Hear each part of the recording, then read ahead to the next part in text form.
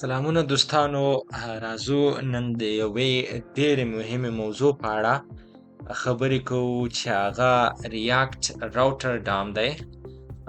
غواړم چې تاسو ته دغه تشریح هم کم. ریاکټ راوټر ډام د ریاکټ تر ټولو زیاته مهمه استعمالیدونکې موضوع ده، په کومه کې چې موږ او تاسو مثلا یو پیج دی، په هغه پیج کې له یوه پیج څخه لکه هوم پیج دی، له هغې څخه اباوټ ته یا د اباوټ څخه هوم ته یا مثلا سرویسز یا سکیلز ته یا کنټاکټ پیج ته نیویګیشن کوو یا اوړو را اوړو. نو د دې لپاره موږ او تاسو چې استعمالوو ریاکټ راوټر ډام استعمالوو. اوس ریاکټ راوټر ډام څه شی دی، د هغې تعریف کوو او پوره معلومات یې حاصلوو. سمه ده، اول راځو ریاکټ راوټر ډام په انګلیسۍ کې تعریفوو. هیله ده چې را سره ستړي نشئ او بخئ. اول موږ دا پیژنو چې what is react router DOM. react router DOM څه شی دی؟ دا موږ داسې تعریفوو چې it is a standard، د ټایپینګ غلطۍ بخښنه راته کوئ. it is standard routing library. دا د ریاکټ یوه سټانډرډ لایبرري ده، مطلب دغه په نړیواله سطحه استعمالیږي او په چیرته استعمالیږي؟ فار ریاکټ اپلیکیشنز، د ریاکټ اپلیکیشنونو لپاره استعمالیږي. دا ریاکټ اپلیکیشنونه موږ او تاسو چیرته بیا استعمالوو؟ دا ریاکټ اپلیکیشنونه موږ آن براوزر، دغه په براوزر باندې چلیږي. مثلا ریاکټ اپلیکیشنونه هغه په براوزر باندې وي او دغه لایبرري چې په براوزر باندې نیویګیشن کوي دغه ته ریاکټ راوټر ډام ویل کیږي. اوس موږ دغه کچېرې موږ او تاسو یو پیج ولرو، سنگل پیج ولرو، نو دې ته په د ویب په اصطلاح کې څه ویل کیږي؟ سنگل پیج اپلیکیشن وبخئ اپلیکیشن، یا په لنډه اصطلاح سنگل پیج اپلیکیشن یا SPA هم ورته ویل کیږي. سمه ده. نو په سنگل پیج اپلیکیشنونو کې کله چې موږ او تاسو مختلف ویوز ولرو، مثلا دې ته څه ویل کیږي؟ دې ته به ولیکو چې with multiple views. ویوز تاسو په خپله په دې باندې هم پوهیږئ چې ویوز یوه منظره، یو پیج، دې ټولو شیانو ته ویوز ویل کیږي. کله چې موږ او تاسو په نوټ جی ایس کې کار کوو، نو په نوټ جی ایس کې موږ چې کله فرنټ اینډ ورته جوړوو، نو هغې کې یوه اصطلاح ده چې هغې ته ویوز ویل کیږي. یا مثلا موږ او تاسو شاید دغه نوم اورېدلی وي چې MVC ماډل څه شي ته ویل کیږي. کله چې موږ او تاسو اپلیکیشن جوړوو، په تیره بیا ویب اپلیکیشن جوړوو، نو موږ او تاسو دغه اصطلاح ډېره زیاته استعمالوو چې هغې ته MVC ویل کیږي. M د ماډل لپاره، V د ویو لپاره، او همداشان سی د کنټرولر د پاره چې هغې کې بیل بیل فولډرونه وي، تر څو موږ تاسو خپل پروجیکټ په صحیح معنا سره کنټرول کړو. اوس دغه ویوز، ملټیپل ویوز موږ تاسو وپېژندل چې دلته که چیرې سنګل پیج وي او هغه ملټیپل ویوز ولري، نو دلته چې شی کیږي موږ تاسو د دې لپاره ریاکټ راوټر ډام استعمالوو. کله چې موږ تاسو ریاکټ راوټر ډام استعمال کړلو، نو with this we can open the corresponding بخښنه به راته کوئ corresponding page without reloading the whole page. موږ کله چې ریاکټ راوټر ډام استعمال کړلو، د دې په اساس موږ کولی شو چې هغه صفحه، مثلا موږ په هوم پیج کې یو، هوم پیج ته دغه شی استعمالیږي. که چیرې دغه راوټ بدل شي اباوټ ته، نو موږ او تاسو چې کوو دغه رینډر کوي راته اباوټ پیج راته رینډر کوي. سمه ده. راځو په شکل کې ښایو دغه یو هوم پیج دی. فرض مثال دا موږ سره څه شی دی؟ هوم پیج دی. یو بل هم دغه مثلا اباوت پیج شولو، دغه څه شی شولو ویو پیج شولو، دغه مثلا پروجیکټ پیج شولو. سمه ده. راځو دې سره خط کش کوو. دا له موږ سره مثلا د دغه راوټ څخه دی، دغه مثلا د دغه راوټ څخه دی، او دغه دا دلته دی. دلته موږ او تاسو یو څه لرو؟ نویګیشن لرو. سمه ده. دا یو نویګیشن، دغه فرض مثال بل نویګیشن، دغه ټول نویګیشن فرض کوو چې دا ټول یو نویګیشن دی. سمه ده. اوس دغه شی، دغه شی دی، دغه هوم پیج دی. موږ وپېژندلو دغه څه شی دی؟ دغه پیج فرض مثال دغه اباوت پیج دی. سمه ده. دغه کوم پیج دی؟ دغه پیج د موږ سره مثلا سکلز پیج دی. دغه مثلا د څه شي پیج دی؟ دغه زموږ سره د پروجیکټو پیج دی. کله چې موږ تاسو دلته کلیک وکړو دا ناویګیټ کیږي دغه پیج ته، خو په دې شرط چې دغه پیج له هوم پیج چې موږ سره دی دغه پیج موږ سره نه رینډر کیږي، یعنی په براوزر او کوم هاسټینګ آی پی ادرس چې موږ تاسو اخیستی دی هلته لود نه راولي. مازې زی دغه پیج ریلوډ کوي، رینډر کوي. موږ که چیرې دغه څخه واپس شو بیا موږ تاسو خپل پیج ته راشو، هوم پیج ته، نو دغه هوم پیج به له موږ سره مخکې له مخکې رینډر شوی وي. دې ته ضرورت نشته چې دغه بیا ریلوډ شي. سمه ده. نو دغه د ریاکټ راوټرډام ګټه ده. اوس راځو دې باندې عملاً کار کوو چې څنګه کار کوي. اول قدم کې راځو موږ او تاسو باید یو ریاکټ پروجیکټ انسټال کو. ریاکټ دپاره چې ریاکټ پروجیکټ څنګه جوړیږي که تاسو نوي زده نو حتما راته په کمنټ کې ووایئ. یوه لنډه ویډیو درته په هغې باندې هم جوړوم. ریاکټ پروجیکټ موږ او تاسو خلاص کړو. راځو دلته ټرمینل ته نیو ټرمینل خلاصوو. سمه ده. ټرمینل مو چې خلاص کړو مخکې له دې څخه چې موږ او تاسو پروژه رن کو، نو اول چې شی کوو اول داسې کوو چې موږ او تاسو ریاکټ راوټرډام انسټالوو. npm install react راوټرډام. دغه د انسټالولو د هغې پاکیج یا لایبرري ده. سمه ده. انسټال مو چې څنګه ووهلو موږ او تاسو ته به دغه پاکیج انسټال شي. سمه ده. اوس انسټالیشن روان دی. انسټال شوله له موږ سره پاکیج. راځو چیک کوو چې رښتیا انسټال شوې ده که نه. موږ وینو چې دلته ریاکټ ریاکټ راوټرډام انسټال شوی دی. سمه ده. اوس د دې استعمال څنګه دی په پیج کې؟ مثلا موږ او تاسو راځو دلته څه شی خلاصوو؟ آپ جی اس خلاصوو. دغه ټول شیان له دې ځای څخه لرې کوو. راځو دغه پروجیکټ رن کوو. npm stop. له موږ سره پروجیکټ رن شوله. راځو دلته چې شی کوو موږ خپل کوډ ته راځو. دلته مثلا لیکو چې this is up. سمه ده. دغه له موږ سره آپ شولو.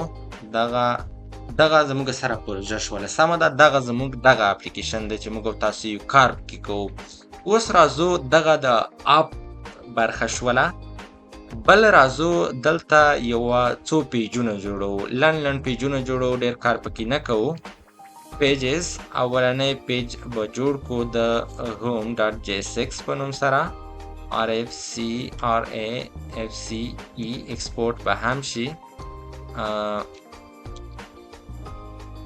سمه ده. دغه هم شولو. this is home page. دغه هوم پیج شولو. سمه ده. دویم پیج مثلا جوړوو. هغه به څه شی شي؟ about.jsx rafca about page. this is about page. سمه ده. دغه پیجونه موږ او تاسو جوړ کړل. راځو دغه پیجونه چیرته اچوو؟ دلته اچوو په آپ برخه کې. اول د څه شي برخه وه؟ د هوم برخه وه چې دا به چیرته راشي؟ دا به له موږ سره راشي دلته. دغه هوم پیج شولو. ګورئ دغه مثلا کومه برخه شوله؟ about برخه شوله له موږ سره دا به له کوم ځای څخه راشي دا به راشي import about from import pages about څخه سمه ده وبښئ دغه about باید په غټو حروفو شي چې کمپوننټ ته سمه ده نو دغه د دواړه صفحې راغللې چې یو about page ده او بل چې شی ده هوم پیج ده خو دې ته باید ستاسو پام وي چې دغه اوس یو سنګل اپلیکیشن دی سمه ده موږ که چیرې داسې وښایو چې مثلا هغه پیج موږ ځان ته ډیزاین کړی وي د هوم پیج لپاره موږ تاسو ځان ته نیویګیشن لرو هر څه چې لرو دغه ولرو سمه ده اوس چې شی کوو موږ تاسو راځو اول قدم کې index.jsx ته دلته موږ تاسو د ریاکټ هغه لایبرري چې کومه ده هغه موږ تاسو امپورټ کوو import browser یو شیبه browser from react router dom د react router dom څخه موږ تاسو چې امپورټ کوو browser router امپورټ کوو اوس په browser router باندې موږ تاسو څه کوو راځو دا ځای کې چې کوم اپلیکیشن دی موږ کار ټول د اپ په برخه کې کوو دغه اپلیکیشن کې چې کوم راوټونه شامل وي موږ او تاسو باید ټول رینډریشن یا رینډرینګ په دغه برخه کې وشي سمه ده دغه کنټرول ایکس کوم اوس براوزر راوټر به وو په دې کې به موږ او تاسو اپ واچو او براوزر راوټر به مو اچولې وي سمه ده اوس چې شي کوو راځو دلته یو برخه جوړو دغه اپ برخه خو موږ تاسو پیژندل چې د کې دوه پیجونه دي دلته موږ چې شیا چو نیویګیشن بار چو سمه ده ډاټ نیویګیشن یا ورلند راواخلو د نیویګیشن یو برخه راواخلو سمه ده دغه زموږ سره یو نیویګیشن شولو پارس کړی دلته بل کار نورم پکې وکړو دغه مثلا موږ سره نیویګیشن شولو مارجن ټاپ هم مشخص شولو په دې کې څه چو فرض کړئ یو مو لینک واچولو د په ځای د ای په ځای موږ تاسو لینک اچو سمه ده لینک یا ای به واچو سمه ده ای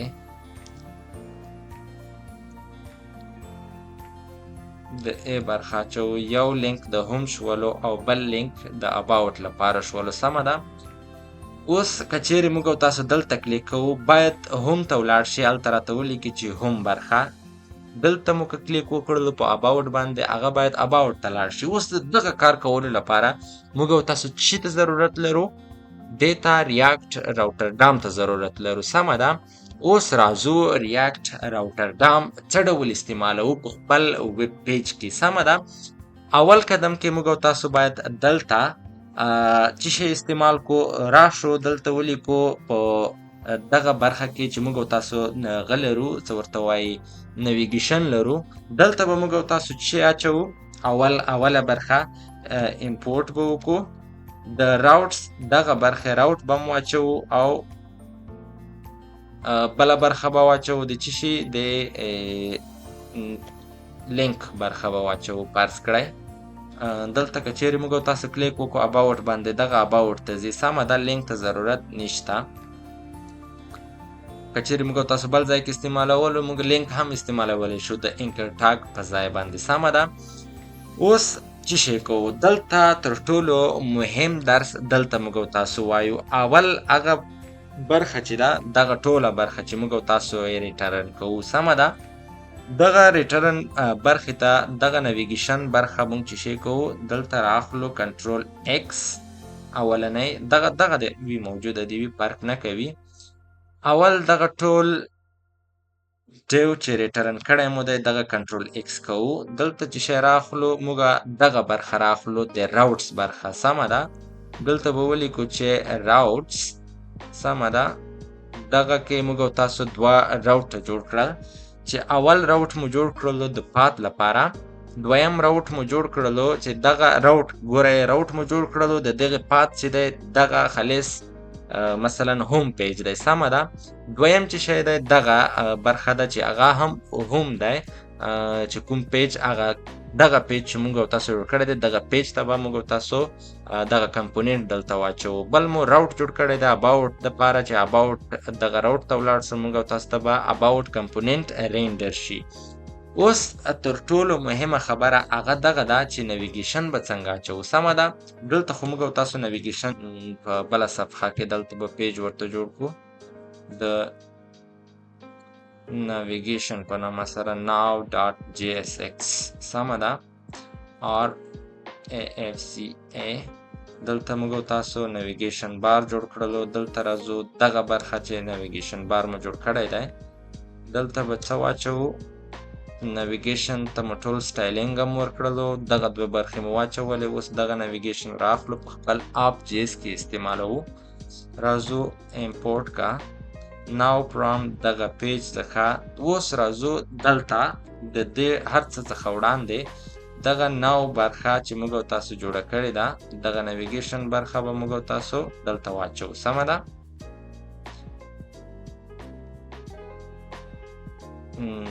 دلته لږ مشکل جوړیږي. هغه مشکل د څه شي دی هغه به هم اوس حل کړو. اول خو به داسې وکړو چې دلته به یو دا شی واچوو چې موږ او تاسو ټول رینډرینګ سم وشي. سمه ده، د هر څه څخه وړاندې دلته موږ او تاسو دغه باید غټ کړو. اوس راځو دوستانو اول قدم کې دلته تاسو فکر وکړئ دلته اباوټ دی. سمه ده، دلته موږ او تاسو دا ختموو. اوس به هوم پیج راځي، دلته هوم پیج شولو. ګورئ اوس راځو دغه هوم پیج شولو. اوس راځو اباوټ ته. کله مو چې اباوټ باندې کلیک وکړلو دغه به اباوټ پیج ته نویګیټ شي. نو دغه وو د ریاکټ راوټر ډام جادو.